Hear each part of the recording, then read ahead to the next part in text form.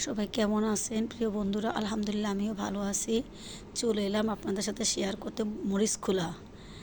এখানে আমি দু রকমের মাছ নিয়েছি, কেসকি মাছ এবং কাজলি মাছ বা চেলা পাতা বলে, দুটো মাছ একসাথে নিয়ে নিলাম সমান সমান করে। আর কিছু টমেটো একদম কিউব করে কেটে কুচি কুচি করে নিয়েছি, এগুলো মিশিয়ে নিচ্ছি একটা প্লেটের মধ্যে। সব কিছু একসাথে করব।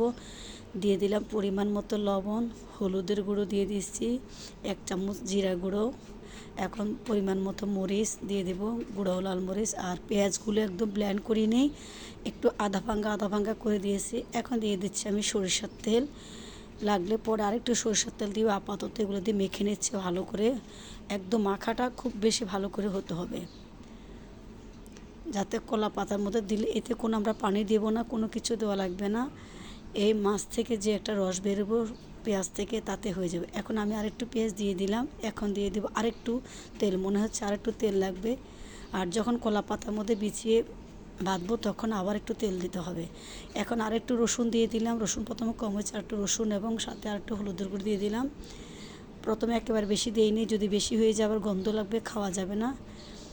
এবার ভালো মতো মাখামাখি হয়ে গেছে। এখন আমি 5 মিনিট রেখে দিব, তারপর একটু চিকন ধনিয়া দিয়ে দেব। ধনিয়াটা দিয়ে আবার ভালো মতো মেখে 15-20 মিনিট রেখে দিব। তারপর কলা পাতা দিয়ে মুড়িয়ে আমি সেটা তাওয়ায় বসিয়ে দেব। ভালো লাগলে কমেন্ট দিবেন। আল্লাহ হাফেজ।